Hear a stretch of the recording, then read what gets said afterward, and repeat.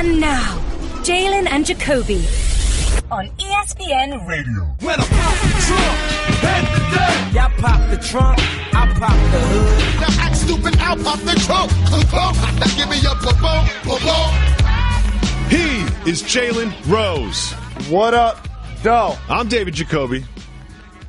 Take a deep breath. Reg isn't here today. Oh, no. Let's make sure that our new guy, Brad, understands before, like all great singers, when I get behind a microphone and I'm in the booth, gotta have the beat ready to go. And on the cool check-in. Center stage on the mic. Oh, Brad didn't. Reggie, not putting that on Reggie. You know, Reggie's got car problems. You know what I mean? But all Reggie had to do was just tell his replacement that there's this one thing that we do in the intro. It's very controversial. We've got about a 30% success rate with it. It's after Jalen says on the cool check-in center stage on the mic, you push the button that has the Beastie Boys put it on wax. I think this might be it. And Reg. And we putting it on wax. It's the new style. We're Jalen Jacoby. What do we do? I'm not singing. We get the people what they want.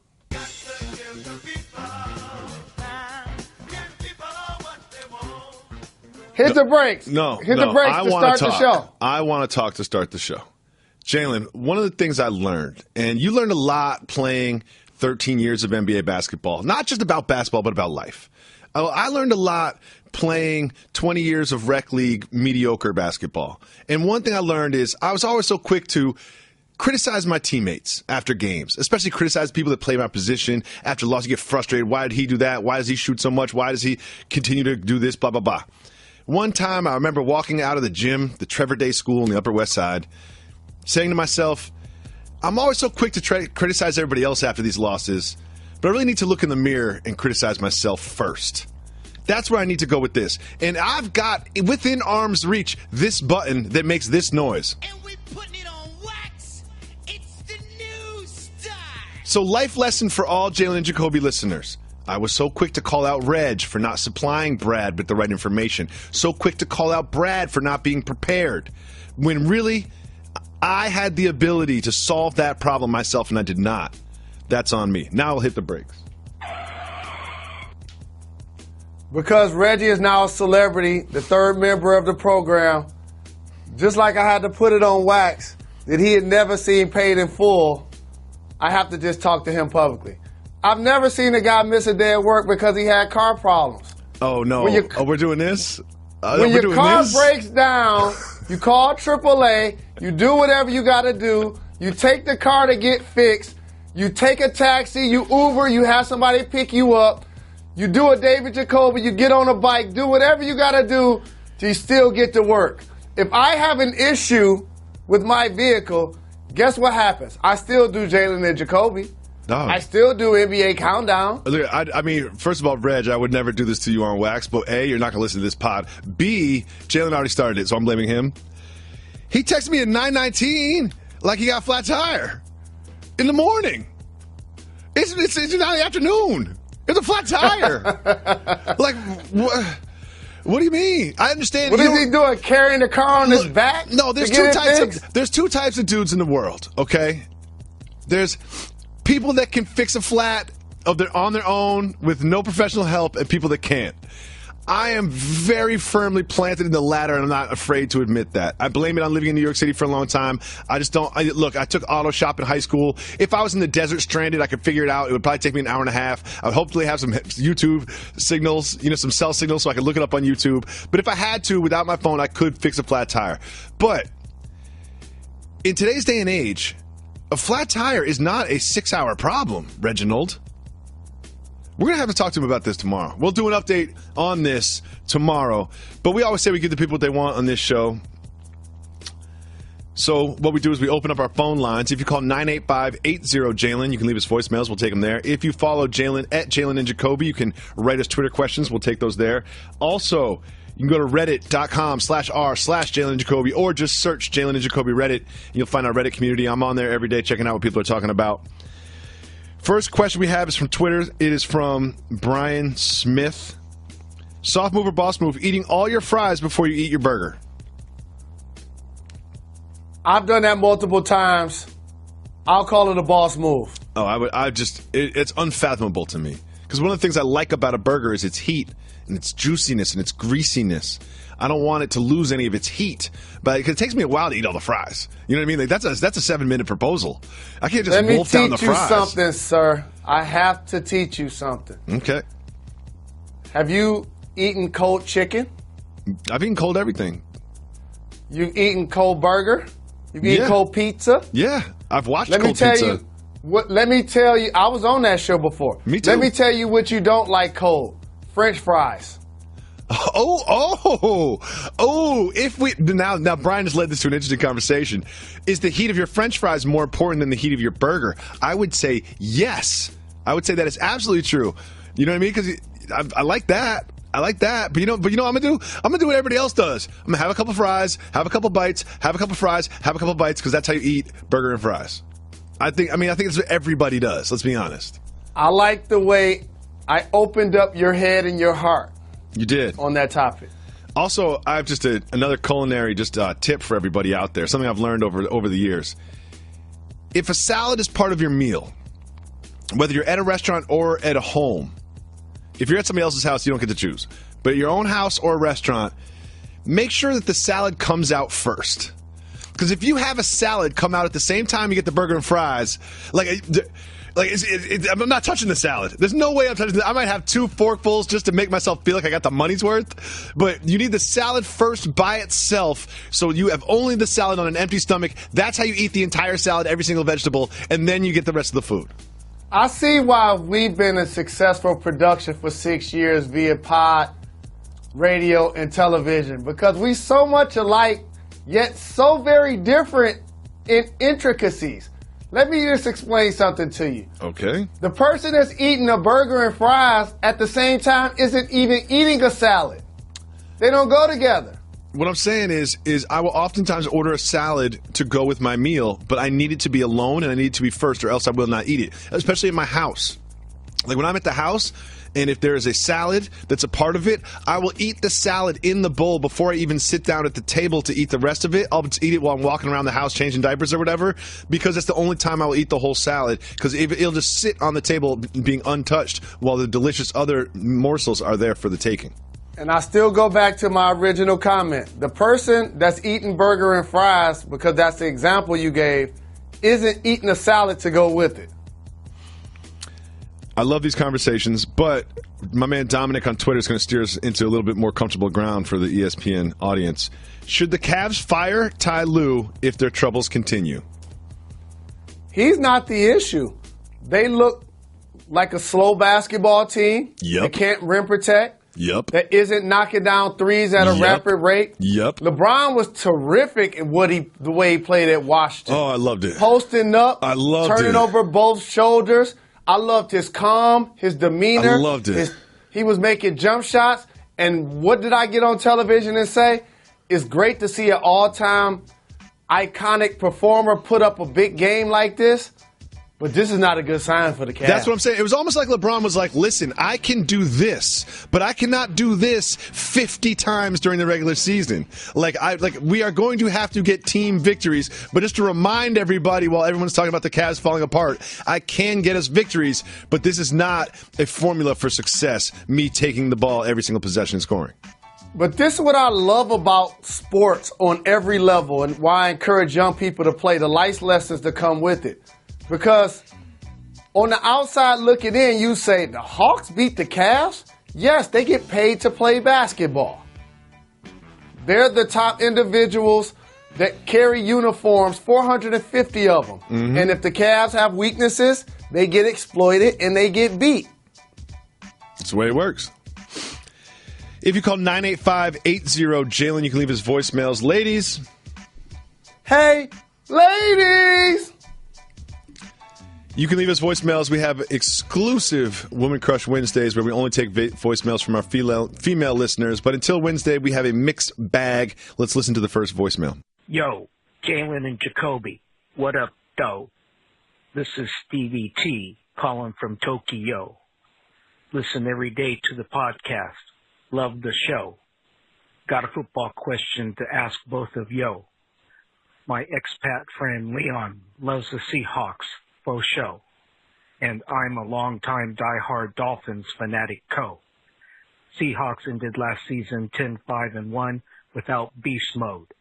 Fins 10-6, securing a playoff spot after beating Buffalo. Which team has a higher upside and or potential? And which will we see first in a future Super Bowl? Thank you, and keep getting them checks. Mo and Mo. Stevie T from Tokyo. I like that we're international. You know, we're the NBA. We're worldwide. The NFL is just American. I appreciate that. To answer his question, which way do you want to go? I would like to say one of them has a quarterback named Russell Wilson. The other has a quarterback named Jay Cutler, who, by the way, played really well. I watched all of the teams, including a Dolphins team that's outplayed expectations in a lot of ways. He completed his first 16 passes. Jay Cutler wasn't the problem yesterday. I watched that game, the whole game. It was, it's the end of the day. I got the kids to bed and whatever. I was like, now I get some time for some football. And I was rooting for the Dolphins because I love underdogs. Shout out to Alex on our staff. And I was like, Jay Cutler is not the problem with this team. And then you also watch Jay Ajayi play. And you look at the same thing, and you're looking when you see Adrian Peterson get, what do you have, 155 carries yesterday? Like, I don't understand what they did with Ajayi or what he did to get them out of there, but certainly the problem is not Jay Cutler. But in the future, however, if I had to answer the question, I would say Seattle, because that can happen this year based on what we've seen in the NFC. Other than Philadelphia and now Dallas that's coming on strong, those are the only teams to me that have distinguished themselves. I put Seattle in that class while Atlanta continues to struggle. Jalen, did you forget that I'm now a Die Easy Rams fan? Did you forget that? Did you forget that? I don't know if you know that now I'm Rams for life with an asterisk on it. And I'm glad you brought up the Rams. There's no reason why I should have left them out of this conversation also. Hey, man, like that record is not a fluke. And for those that don't know, let me just introduce them to somebody that may be the best player in football that you never heard of. Aaron Donald. Let's listen to another voicemail. What's up, guys? This is Christian from Galveston, Texas. Anyway, I have a humble request that I need to ask of Mr. Rose. Been a long-time listener since the Jalen Rose Report. Always listen to the pod. That's the only way I listen. I don't watch it on TV. But anyway, my humble request, may you please hang the dab onto the Raptors for today's show, please. It is 2017. It died 2 years ago. Why are still people doing it today? I don't understand. May you please do the honors, sir. Keep giving people what they want. Peace. Well, first of all, I want to thank Christian, for listening to the show for as long as this has been the Jalen Rose Report and for understanding the concept. Now, Jalen, before you answer his question, I just want to recognize that this is certainly something that we have been discussing to potentially end the dab officially on the program. But the question I'm going to pose to you is the dab big enough to even be retired? I love what you did there. Thank you for the call. Appreciate the support. I think because it's so corny, so cheesy, yet so mainstream, and it's gotten so out of control that, yes, we need to retire. You think so? Like, I'm not going to retire fidget spinners on the show, because that's just a fad that comes and goes. But the dab does have some staying power. No, the reason why is because it's from 8 to 80. Literally. Like, it is out of control. It's in sports. It's in classrooms. It's at the mall. Hillary Clinton it needs to go. Hillary Clinton died on the campaign trail. I mean, I'm thinking, oh. All right. You know what, Christian? And have you seen kids when they're showing football games or basketball games in the background? Yeah. I'm like, well, of course. Yeah, the power dab, quick dab, over dab. Yeah, I think that might we have to have happen. a few Christian. things Don't that we're going to retire. Jalen, Ixnay on the East is one. Okay. Next, we have another voicemail. Are the Hurricanes for real? First of all, that was a very good impression of "Are the Clippers for real" guy. Now, are the Miami Hurricanes going to win the National Football Championship? No. Could they make a run to be considered for the playoffs? Yes. Are they going to make the playoffs? No. But does it look like so much fun to go to a Hurricane game? Yes, yes, and yes. I want to go to one of those football games. The weather's still nice. It's great out there. People are just enjoying themselves tailgating. I'm not going to speak on that one video that we all saw of that very curious interaction between one of the fans and a security officer, which looked extremely illegal to me, from my point of view. Let's just speak on it real quick. Let's just try not to get fired. And now, the Don't Get Fired topic of the day. Jalen, you saw the video I'm talking about? Of course I did. Okay.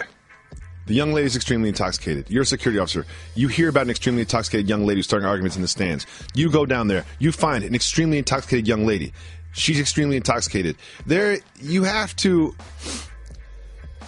act like you've been there before. You have to hold your calm. It's not about you. It's not about you being disrespected. It's not about you being struck. Let's just take gender out of it for a second. Let's just say it was a male that was intoxicated like that.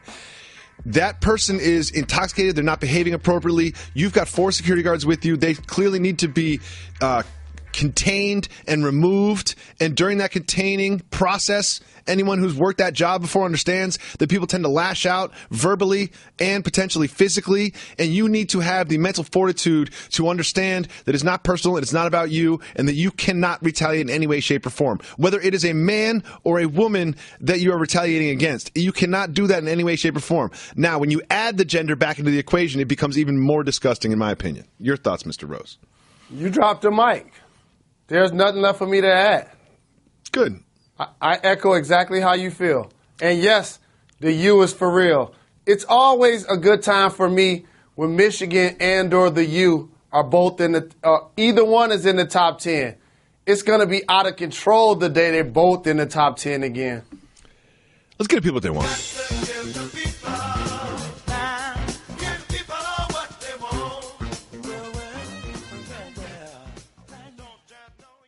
I just saved hundreds of dollars by switching to Geico.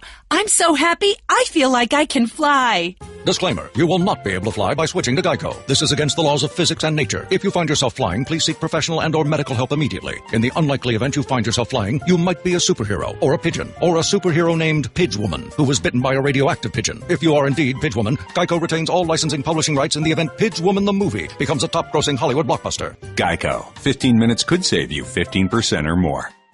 On Sunday night, James Harden gave the people of Houston what they want. He put up 56 points on the Utah Jazz, who have the 9th best defensive rating in the entire NBA. Jalen, this was a masterful performance that I've really enjoyed watching. Did James Harden just remind everybody that he was the MVP runner-up last year and should be more in the conversation this year? Is this the same Jazz defense that gave up 60 to Kobe in his final game? Different defense. Completely different team. Okay, Rudy Gobert's still the anchor. Let's move on. He's going to be a part of the Defensive Player of the Year conversation. They still have the same coach. Here's the deal. James Harden has been a terrific performer. One of the only guys that you will see that leads the league in total points and then leads the league in assists. How about being the only guy besides the Big O to score over 50 and have over 13 assists in the same game? And he's done that multiple times. Last year he did it in a triple-double. So James Harden has been knocking on the MVP door. The problem is he's just coming second the last 2 years. A terrific performer, deserves not only to be in the MVP conversation, he's going to continue to be in what's considered the top 5 in the game for the way he's able to perform. And it's the way he's doing it, too, and the team that's around him just seems so tailor-fit to him, because you watch the highlights of this game, it's like, all right, pick and roll. I'm going to go to the hole and score. It's like, all right, we're going to take that away. Then I'm going to shoot over you with a three. And then we're going to kind of double-team you and blitz you, and he'll just do like a little left-handed hook pass to Ryan Anderson, who's 35 feet from the basket, who just knocks it down. Like, the assists were just as highlight-worthy as the passes. The question remains this, though, is if you're CP3 and you're watching this and you see this dynamo on your team who plays the same position, how do you feel about it? I'm a huge fan of the future Hall of Famer CP3. A big-time JRLA supporter, too. I appreciate the love. But I never felt that Houston was the best fit for him on paper. I've talked about this the entire time. Just like I talked about on this program, I didn't think Dwayne Wade's future will be in the starting lineup for the Cleveland Cavaliers. And you just detailed why. James Harden is best at this point of his career when he's the primary ball handler. He dribbled the ball over 600 times in the game you just described. The rest of the team dribbled less than 200, which means that Chris Paul would be a guy that would be trying to handle the ball. This is why he's an 18, 9, and a couple of steals guy throughout his Hall of Fame career. So based on that, he's not the catch and shoot, spot up type of player that's going to touch the ball every 3 or 4 possessions like Ryan Anderson or Eric Gordon, and his game be as efficient. That's just not who he's tailored to be. They said that he would be back in 4 weeks. Oh, I don't know, about 2.5 weeks ago. Like, what do you think's going on with CP3 there? For those that follow this program, you know it's going to be broken news. They initially said 2 to 4 weeks. I came on wax and said it was going to be at least 6 weeks, and that's the prognosis I'm standing by. So there was this play in the matchup between the Oklahoma City Thunder and the Portland Trail Blazers that got a lot of attention. You see Carmelo Anthony drive past Vonleh, and then Nurkic comes over to help D. Carmelo Anthony absorbs the contact, makes the basket, a crazy bucket, and as he heads to the line to shoot his free throws, they review the play and give him a flagrant 2 and eject him from the basketball game. Jalen, when you watched this, what did you think? Did not deserve to be ejected because he's the first person to be put in this position. But in the future, later this season and next season, this exact act will lead to players being ejected. And here's where I'm going. Whether it's being Jalen Rose like Kobe Bryant, you can't walk underneath a shooter because it's really dangerous. We saw Zaza Pachulia do it to Kawhi Leonard in last year's playoffs. Now it's a rule. Back in the day, when you get close to a jump shooter, Kobe Bryant was famous for doing this. You do the follow-through, and you smack the player with your forearm or your elbow.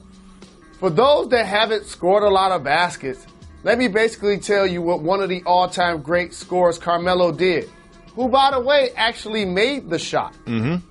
He could have went baseline and actually had a ferocious highlight reel dunk because he had that level of elevation and the left side of the hoop was actually open to him. In today's game, if you're going to get a flagrant 2 foul for elbowing somebody in the head that does not have the basketball, it's not going to be that much different in today's game after this when the player does have the ball.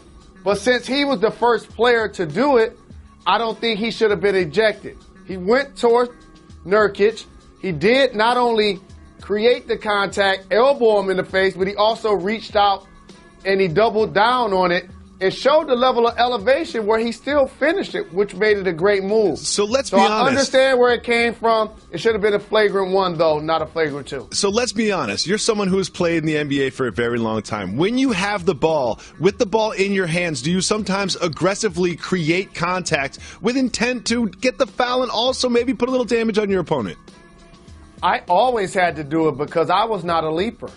And if you look at somebody like James Harden, that's why he's able to get to the free throw line so many times.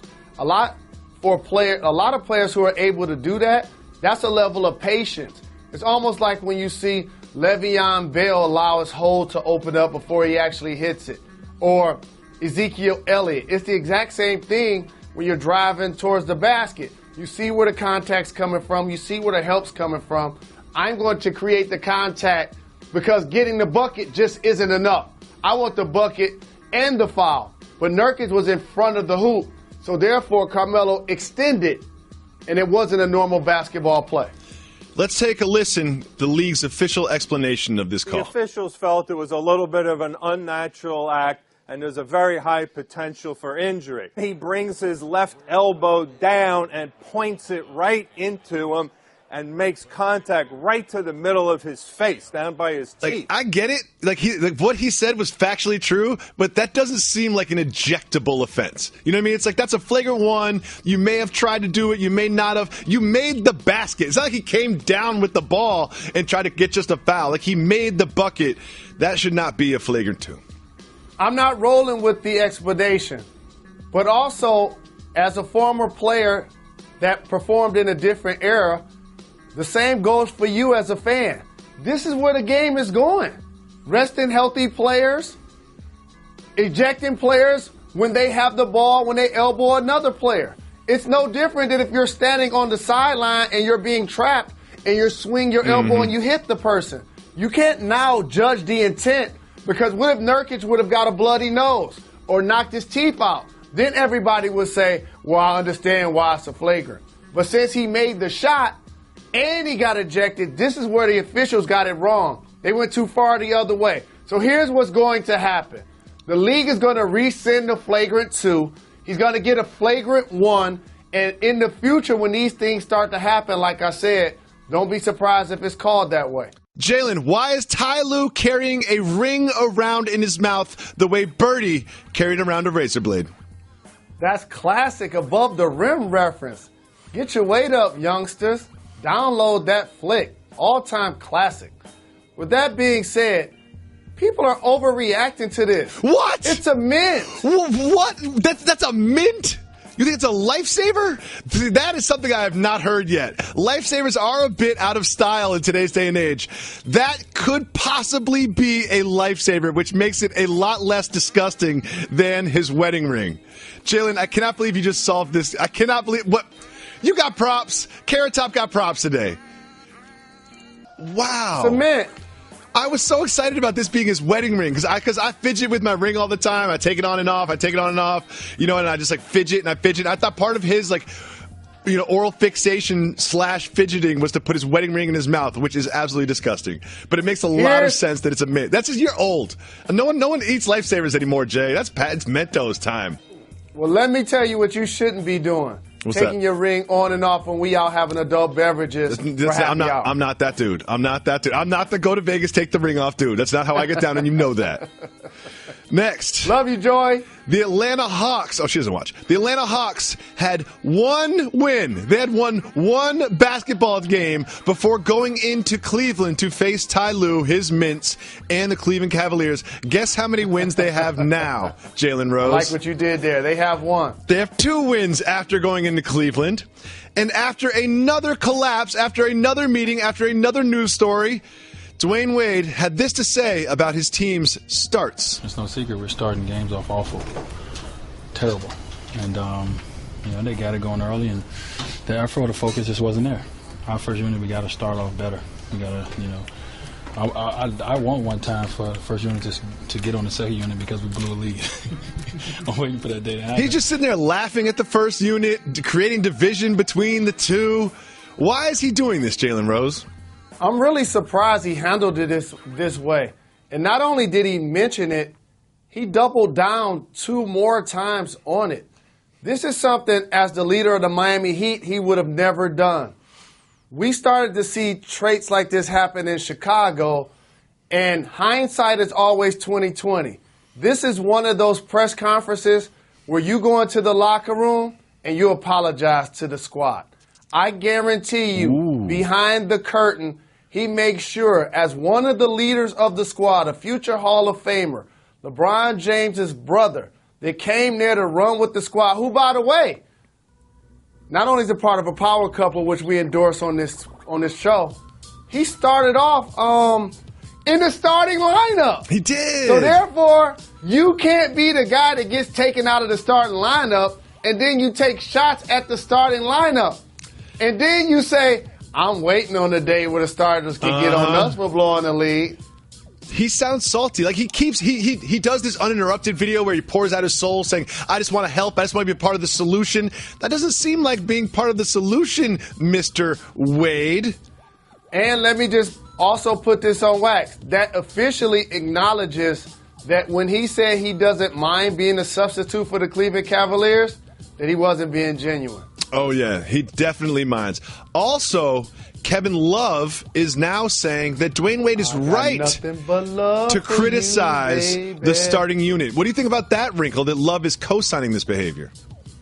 Because he's a part of the starting unit. And everybody understands when they're struggling and they need to do better. It's no different in football. The defense can't criticize the offense, who can't criticize the special teams, and do it all publicly without bringing us into their locker room. It's the same dynamic. Moving on to the Tampa Bay Buccaneers, who were getting excited, getting fired up for their game against the Saints. You know, every team gets fired up in their own little way. And Jameis Winston, well, he did this. Let's go. That's a W. Let's eat one. Let's eat one. That's a W. How many people want to eat a W tonight? That's a W. What is he doing? What was that?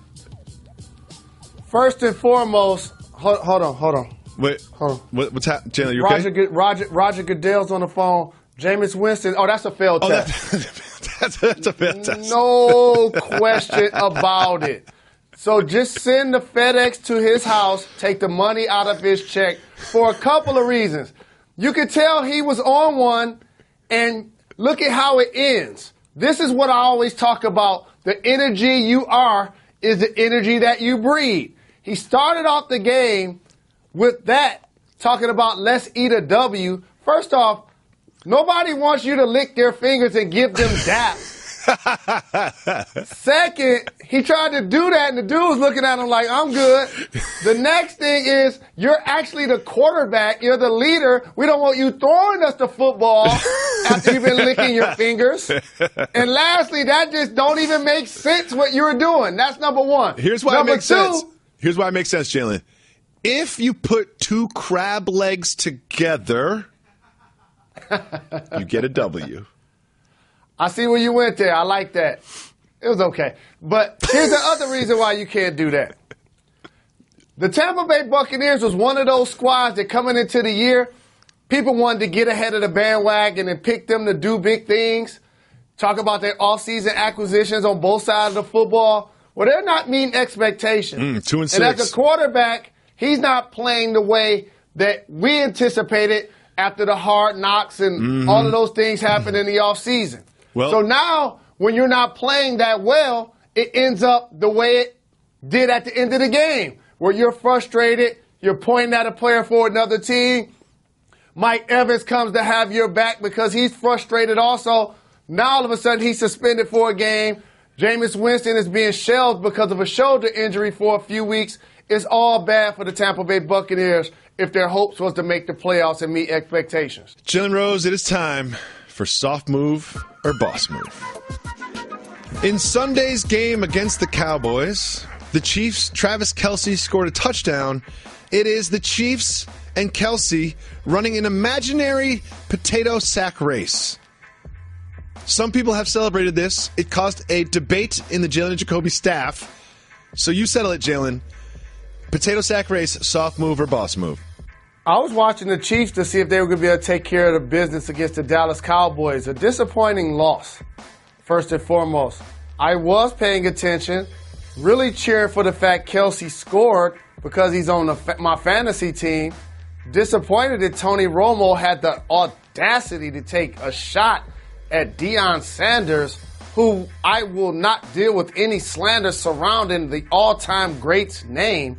So with that being said, sack dance, soft move. It's a soft move. It's a soft move. It's like you guys practiced all week on that celebration. That's what you came up with. I feel like I should be paid as a consultant for touchdown celebrations. I'm available for a fee. Next, the New York City Marathon happened over the weekend. It looked a little chilly out. A female American won for the first time in a long time. But of the 50,000 people that participated in the marathon, this was the most important person the entire time. This young man with a huge neon hat and a huge neon sign, the sign reading, "Nobody poop." Jalen, the "Nobody poop" sign at the marathon, soft move or boss move? You have to answer this as the person that's on this program that's actually run a marathon. It's not only a marathon experience that I have on this one, it's also parenting experience, which we both have. If this is my son's idea, no problem, go for it. But if it's my idea and I give him the son and he doesn't even know what it means or even care, then it is a soft move. But if it's his idea, it's a boss move. And very quickly, I want to ask you a question. First of all, I'll say, I don't think marathoners actually poop. I've only run one, but I think that's something that people talk about that never really happens in real life. However, before the marathon, do you remember which color shorts I wore? Black shorts. Just in case. Just in case. You never know. You know what I mean? There's no room to bring a spare pair with you, so I wore the black shorts just in case, something happened. Let's move on. One of my favorite visuals of your amazing family was to see them hold a sign in your support while you were running the marathon, and to answer whether or not your son holding the sign and knew what it says was a boss move. I'm rolling with you, it is, because I'm pretty sure Q know what pooping means. Yes, he does. That's his main source of humor, to be honest with you. Next, Sean Combs has changed his name again. The man who has been Sean Combs, Puff Daddy, Sean John, Puffy, P. Diddy, Papa Diddy Pop, Diddy, King Combs, and Swag, is now calling himself Love, a.k.a. Brother Love, to reflect the new person he has become. Changing your name again, soft move or boss move? They did a Forbes list of entertainers and or rappers. Where did he rank on that list? You know I don't like follow-up questions that require research, but I'm going to say top 5. He was number 1, boss move. Call me whatever you want if I got the number 1 spot. No, that's a soft move, and you cannot make up yourself a new nickname and then give an AKA to your new nickname. You know what I mean? That's too many layers. No, you can't call me Love, AKA Brother Love. Which one is it? You just gave yourself one name. I don't need a surname to that one. It doesn't sound like a nickname when he actually changed his name, which makes it his real name. Finally, we don't have time to tell you the whole story, but essentially John Lynch called up Bill Belichick and asked for Bill Belichick to trade him Jimmy Garoppolo. He said no. So then John Lynch called back and said, will you trade me Tom Brady? You'll never believe this, but Bill Belichick said no. However, shooting your shot and trying to trade for Tom Brady, soft move or boss move? That's a boss move. That's what I'm saying. He's like, they trade away overvalued veterans. And at this point, they're like, you never know. Maybe he'll trade Tom Brady. They've done crazy things in the past. You might as well throw it out there. Thanks so much for watching today. We will be back tomorrow. Jalen and Jacoby on ESPN2. Thank you. You're far too kind.